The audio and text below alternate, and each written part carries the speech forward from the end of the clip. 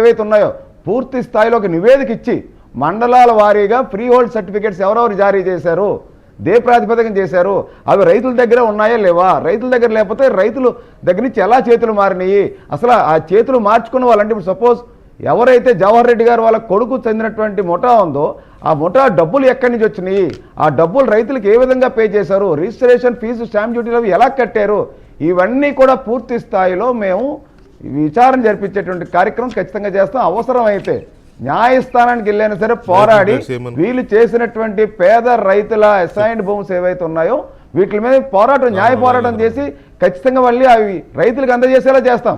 వీళ్ళందరినీ కూడా కటకటాల వెనక పంపిస్తాం. వీళ్ళు అవినీతి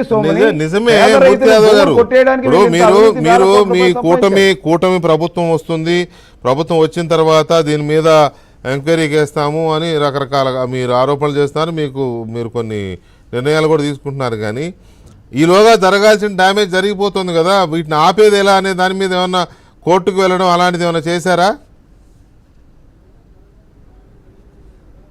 మేము నిన్న నైట్ మొత్తం అంతా పూర్తిగా పరిశోధించినంత వరకు కొంత ఇన్ఫర్మేషన్ వచ్చింది. ఇవాళ రేపట్లో ఇంకొంత డాక్యుమెంట్స్ కూడా మాకు రాబోతూ ఉన్నాయి.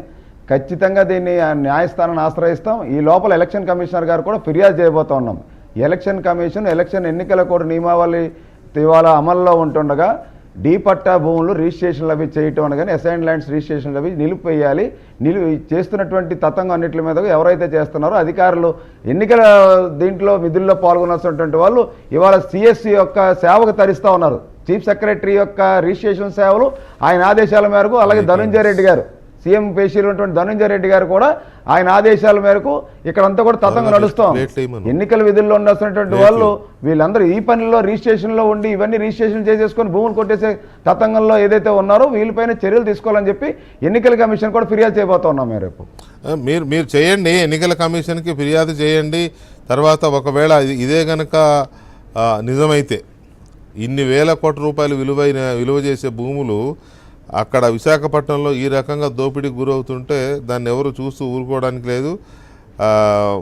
అయితే దీని మీద ఇప్పుడే చీఫ్ సెక్రటరీ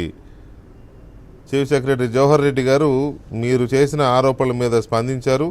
అది ఖండన కూడా పంపించారు, ఇప్పుడే నా చేతుల్లో ఉంది. జనసేన కార్పొరేటర్